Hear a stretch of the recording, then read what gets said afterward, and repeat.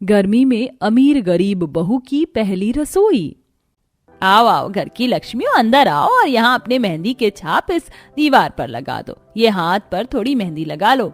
माँ जी ये सब क्या है? मैंने हाथों पर इतनी महंगी डिजाइनर मेहंदी लगवाई है और आप इस पर और मेहंदी लगवाकर मेरे हाथ का डिजाइन खराब करवाना चाहती हैं। देख नहीं रही हैं आप मुझे कितना पसीना आ रहा है? नताशा दीदी, एक रस्म होती है और इसमें हाथ की मेहंदी खराब नहीं होगी। सिर्फ कुछ मिनटों के लिए ये वाली मेहंदी का घोल रखकर दीवार पर छाप लगानी है। घर में घुसी नहीं हो और आते ही मुझ पर हुक्म चलाने लग गई। भूलो मत तुम गरीब घर से आई हो और मैं अमीर घर से। एक तो इतना भारी लहंगा है, गर्मी में हाल बुरा हुआ जा रहा है और यहाँ तुम्हारी बकवास सुन रही हूँ। नताशा काम डाउन ना, जितनी देर में तुमने ये सब बोला उतने में तो काम हो जाता, कर लो। फाइन। ये कहकर नताशा मेहंदी का छाप दीवार पर लगा देती है और फिर गरीब बहू भी लगा देती है। अब तो मुझे भी बहुत गर्मी लग रही है माँ जी, मैं आप सबके लिए कोई गर्मी का शरबत बना दूं? नहीं, कोई जरूरत नहीं है। तुम दोनों की कल पहली रसोई है, इसलिए तभी रसोई को हाथ लगाना। और हाँ, दोनों समय से 6 बजे उठ जाना, मंदिर का भोग भी निकालना है। अरे बहू, घर में शादी की बची हुई कोल्ड ड्रिंक रखी है, वही तुम सबको दे दो। अब तो मुझे भी बहुत गर्मी लग रही है। ठीक है पापा जी। दोनों अपने कमरे में जाकर मेहंदी का हाथ साफ करती हैं और गरीब बहू सबको कमरे में जाकर कोल्ड ड्रिंक देती है। कुछ देर बाद खाना खाने के बाद सब सो जाते हैं। अगली सुबह कविता बहू उठ जाती है और उठकर घर की सफाई करती है, फिर नहा धोकर सास के पैर छूती है। वहीं दूसरी तरफ अमीर बहू खर्राटे मारकर सो रही थी। सास से उठाने के लिए दरवाजे पर खटखटाने लगती है। नताशा बहू, नताशा बहू उठ जाओ, 7 बजने वाले हैं। तुम्हें लेट हो जाएगा पहली रसोई का खाना बनाने में।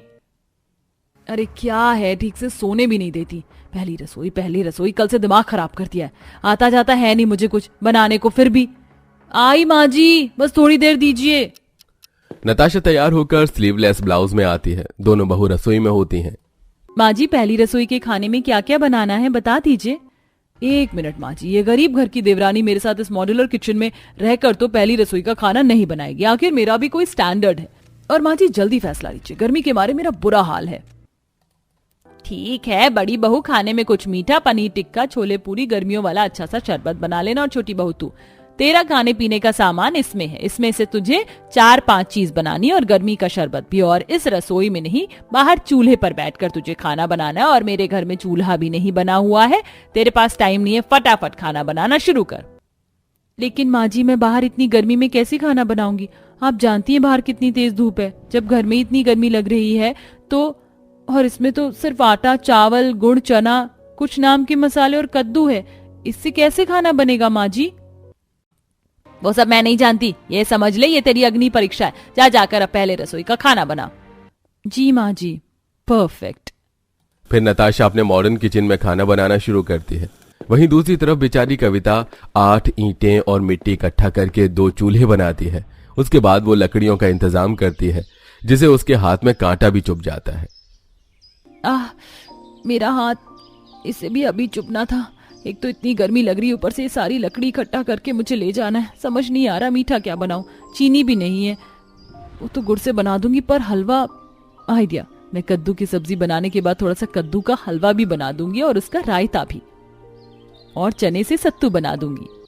ये कहकर कविता पसीने में भीगती हुई सिर पर लकड़ियों का गट्ठर ले जाती है और फिर एक चूल्हे पर पूरी बनाना, दूसरे पर कद्दू की सब्जी बनाना शुरू करती है। बीच में लकड़ियां खत्म हो जाती हैं तो वो दोबारा धूप में जाकर लकड़ियां काट के लेकर आती है। हे भगवान, ये चूल्हे की भभक तो बहुत तेज लग रही है और पूरी बनाने में हाथ जल रहा है। ऊपर से कांच की चूड़ी भी बहुत तेज गर्म होकर कलाई में लग रही है। वहीं दूसरी तरफ अमीर बहू किचन में गाना सुनते सुनते काम करती है, जिसे उसका खाने पर ध्यान नहीं होता। पूरी कचौड़ियों को जला देती है और सब्जी काटकर जो खाना बना रही होती है उससे किचन को गंदा भी कर देती है। उफ, ये बनाई हुई पूरियां तो जल गई। अब दोबारा आटा तो मैं नहीं लगाऊंगी, इसीलिए यही परोस दूंगी। सब्जी भी बन गई है, अब ठंडी शरबत का क्या बनाऊंगी? रुआवजा की बोतल से ही काम चला लेती हूँ।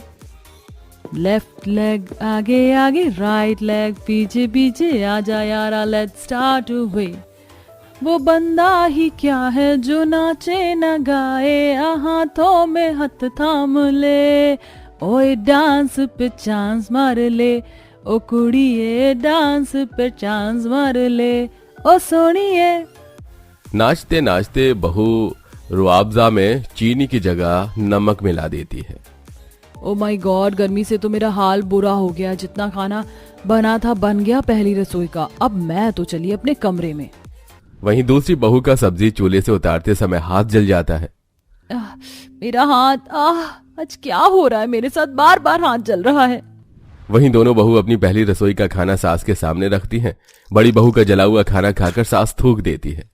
ची ची ची बहू, ये तूने क्या किया? जलने के बाद भी मैंने तेरा खाना खाया। मुझे नहीं पता था तू अपनी पहली रसोई में इतना बेकार खाना बनाएगी, जबकि तेरी रसोई में माइक्रोवेव, ग्रिल, 4 बर्नर का गैस, मिक्सर, जूसर सब कुछ है। अरे राम रे, गर्मी के शरबत को भी बहू तुमने खराब कर दिया। इसमें नमक कौन डालता है? क्या तुम्हें चीनी और नमक का भी अंदाजा नहीं है? खाना खाते ही कमी निकालना शुरू कर दिया ना आप लोगों ने। मैंने बोला था कि मुझसे पहले रसोई का खाना मत बनवाओ। खाना है खाओ, नहीं खाना है मत खाओ। एक तो गर्मी से बुरा हाल हो गया रसोई में खाना बना बनाकर, उसमें भी ड्रामे। ये कहकर नताशा चली जाती है और अपने पति की भी नहीं सुनती। तभी माँ जी, पापा जी, आप चारों में से किसी ने खाना नहीं खाया। मैंने कद्दू की सब्जी, कद्दू का हलवा, रायता, चावल, पूरी, सत्तू का शरबत बनाया है, खाकर देखिए ना। खाना खाते ही घर के सब लोग खुश हो जाते हैं। मानना पड़ेगा बहू, इतनी गर्मी में तुमने चूल्हे पर, वो भी इन 4 चीजों से बढ़िया खाना बना दिया। सच में कविता, तुमने बहुत अच्छा खाना बनाया है। तुमने तो भाभी को भी फेल कर दिया। ये तो बिल्कुल सही कहा राजन बेटा। बहू, तुम्हें बहुत तकलीफ हुई होगी ना गर्मी में खाना बनाने में, और लकड़ियां भी तुम ढूंढ कर लाई हो। हाँ पापा जी, थोड़ी परेशानी हुई, हाथ भी जला, पर अपने ससुराल में पहली रसोई के लिए मैं कुछ भी कर सकती हूँ। सुनो, बहू को पुश्तैनी कंगना भी दे देना। उसकी पहली रसोई का तोहफा है ये हमारी तरफ से। नहीं, ये पुश्तैनी कंगन इस गरीब को नहीं देना चाहिए हमें। मैं कुछ और दिन ठहरना चाहती हूँ इस चीज के लिए। कल्याणी, तुम्हें खाना अच्छा लग रहा था फिर? कल्याणी किशन की बात का जवाब दिए बिना ही चली जाती है। फिर उसका पति ही उसके जख्म पर मरहम लगाता है। दिन गुजरते हैं। एक दिन गर्मी से परेशान गरीब बहू कहती है, माँ जी, गर्मी में चूल्हे पर खाना बनाने से बार बार हाथ जल जाता है। अगर मैं दिन में ही रात का भी खाना बना दूं तो सही रहेगा। नहीं, दोनों टाइम का खाना दोनों टाइम ही बनेगा। गर्मी में अमीर बहू घर में कोई काम नहीं करती और अपने एसी वाले कमरे में पड़ी रहती है, जबकि गरीब बहू सास ससुर का पसंदीदा खाना चूल्हे पर बना बनाकर दोनों टाइम खिलाती हैं, जिसमें उसका हाथ भी जल जाता है और गर्मी से हमेशा पसीने में भीगी रहती है। लेकिन अमीर बहू सास के हर काम में नाक सिकोड़ दिया करती थी। एक दिन गरीब बहू पसीने में लथपथ चूल्हे पर बैंगन का भरता, लिट्टी चोखा बनाकर घर वालों को खिलाती है। खाने के चक्कर में सास गरीब बहू की तारीफ कर बैठती है। वाह बहू, क्या खाना है, रोज रोज अपने हाथ का खाना खिलाकर हमारी आदत मत बिगाड़ देना। और तू चूल्हे पर बहुत अच्छा खाना बनाती है, गर्मी में परेशानी भी होती है ना। हाँ माँ जी, चूल्हे पर खाना बनाने की बात ही कुछ और है। मैं तो शादी से पहले भी चूल्हे पर ही खाना बनाती थी, तो इतनी बड़ी बात नहीं है। बड़ी बहू, तेरी देवरानी को सब कुछ आता है। तू कब इतना बढ़िया बढ़िया खाना बना कर खिलाएगी, जबकि तेरे को इतनी अच्छी रसोई दे रखी है। अच्छा ऐसा कर, हम सबके लिए कढ़ी चावल ही बना दे, ये तो आसान है। मैं क्यों बनाऊं? मुझे कढ़ी चावल बनाने में कोई भी दिलचस्पी नहीं है। ऐसे फालतू काम आप अपनी गरीब बहू से ही करवाओ। मैं शादी करके यहाँ नौकरानी बनने के लिए नहीं आई हूँ। गर्मी के मारे मेरा दम निकल रहा है और आपके नाटक ही खत्म नहीं होते। रसोई में एसी भी नहीं है। बहू, तुम इस तरीके से बात कैसे कर सकती हो? मुंह से और कैसे? ये कहकर नताशा फिर चली जाती है और अगले दिन गर्मी में खाना बनाते वक्त उसका हाथ कढ़ाई के खौलते तेल से जल जाता है।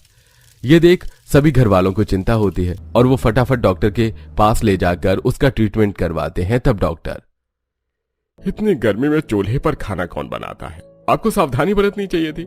देखिए कितना हाथ जल चुका है। बेहतर होगा आप कुछ दिन आराम करें और ठंडक में रहें। डॉक्टर साहब, मुझे माफ कर दीजिए, ये सब मेरी वजह से हुआ है। बहू, अब से तू बाहर खाना नहीं बनाएगी, रसोई में ही बनाएगी, लेकिन फिलहाल रेस्ट करेगी। बड़ी बहू, तुझे अभी भी कुछ शर्म आ रही है या नहीं? धीरे धीरे ही सही, लेकिन खाना बनाना सीख ले। देख तेरी देवरानी की क्या हालत हो गई है। आपने बिल्कुल ठीक कहा माँ जी। कविता, जब तुम ठीक हो जाओगी तो मुझे खाना बनाना जरूर सिखाना। हाँ दीदी। इस तरह गरीब बहू घर में कुछ दिन आराम करती है और ठीक होने के बाद देवरानी जिठानी एक साथ एक ही रसोई में खाना बनाकर खुश रहती हैं और अब उनकी रसोई में एसी भी लग जाता है। ये लीजिए, मैंने चाय बना दी है। अरे क्या बात है, आप लोग कहीं जा रहे हैं क्या? हाँ दिव्या, हम काम पर जा रहे हैं। हाँ तो नाश्ता तो कर जाइए। नहीं नहीं, अब वक्त नहीं है। चलिए बाबा चलते हैं, नहीं तो सुबह का सारा धंधा चौपट हो जाएगा। लखन अपने बाप मनोज के साथ बिना कुछ खाए पिए ही निकल गया। यह है दिव्या के ससुराल की कहानी। दिव्या एक बेहद ही अमीर लड़की थी जिसने अपनी पसंद से एक गरीब परिवार में शादी की थी। लखन के परिवार में उसकी माँ, बाप, बुआ, एक बहन और वो खुद था। लखन और मनोज के घर से जाने के बाद दिव्या बोली, ऐसा भी क्या काम था इन दोनों को जो बिना कुछ खाए पिए ही चले गए। वैसे मेरे बाबा भी ऐसे ही करते थे। काम को लेकर आदमी बहुत ही ज्यादा सीरियस होता है। दिव्या ऐसे बोलकर अपने घर के कामों में लग गई। कुछ देर बाद उसकी नंद सास और बुआ सास भी घर से जाने लगी। अब आप सभी कहाँ जा रहे हैं? काम पर भाभी। काम? कैसा काम? आप सब भी काम करते हैं? हाँ बहू, गरीबों में तो जितने लोग हों उन सभी को ही काम करना पड़ता है, तभी परिवार पूरा चल पाता है। अब चलो भाभी और रेशमा, नहीं तो देर हो जाएगी। जया ऐसे बोलकर रेशमा और अंकिता को अपने साथ लेकर निकल गई। घर में अब बस दिव्या ही थी। अरे नहीं, बेचारे मेरे ससुराल वाले कितनी मेहनत करते हैं, पता नहीं सभी क्या काम करते होंगे। एक तरफ दिव्या अपने ससुराल वालों के बारे में पूछ रही थी तो वहीं दूसरी तरफ, अरे दे दो रे दे दो, ऊपर वाले के नाम का दे दो। गरीब और परेशान को देने से भगवान तुम्हारा भला करेगा।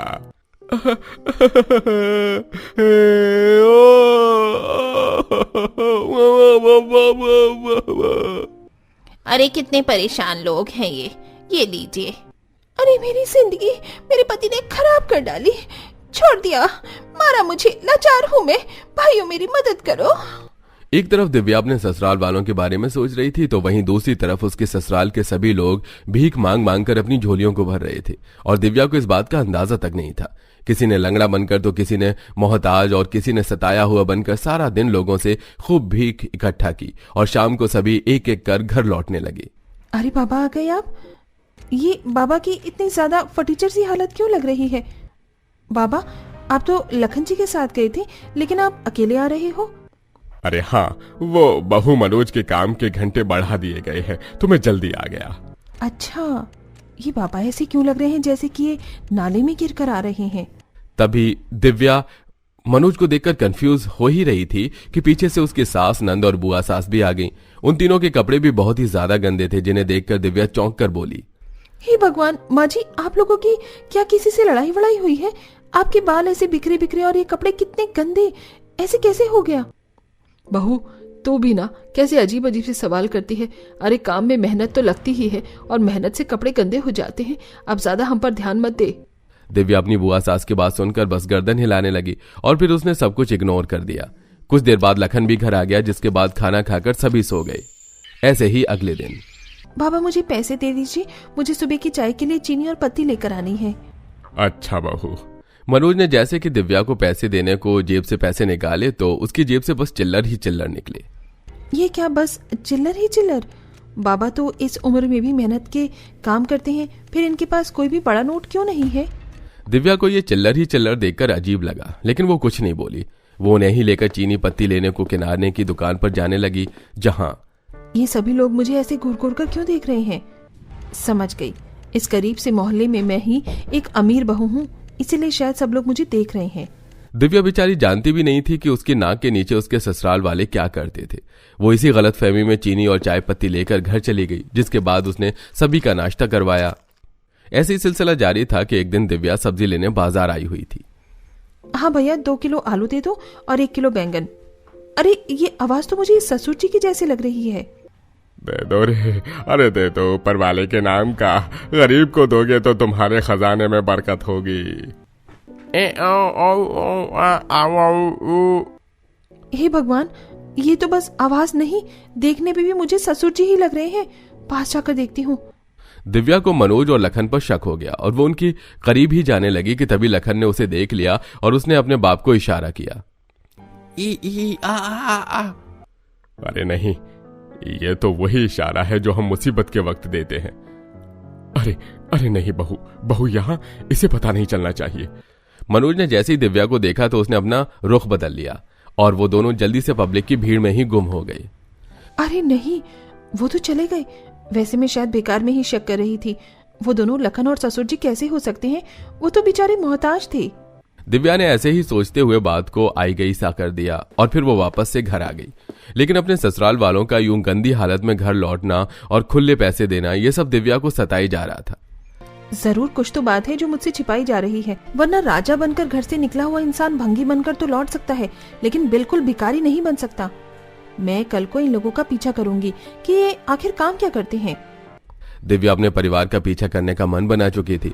अगली सुबह जैसे ही सभी नाश्ते से निपट कर काम पर जाने को निकले तो दिव्या भी उनके पीछे पीछे निकल गई।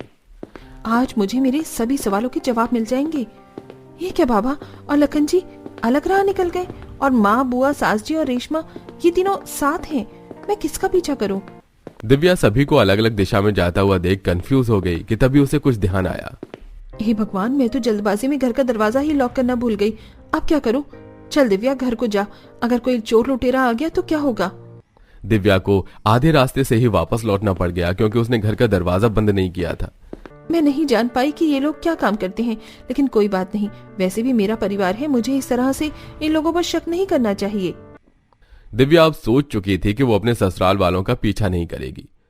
ऐसे ही चलते चलते लगभग एक हफ्ता और गुजरा और आज के दिन दिव्या बाजार सब्जी लेने आई हुई थी कि बहना सुनो, परेशान हूँ, 2 दिनों से कुछ खाया नहीं है, सर में चोट भी है और कोई देखने वाला भी नहीं है, गरीब की मदद कर दो।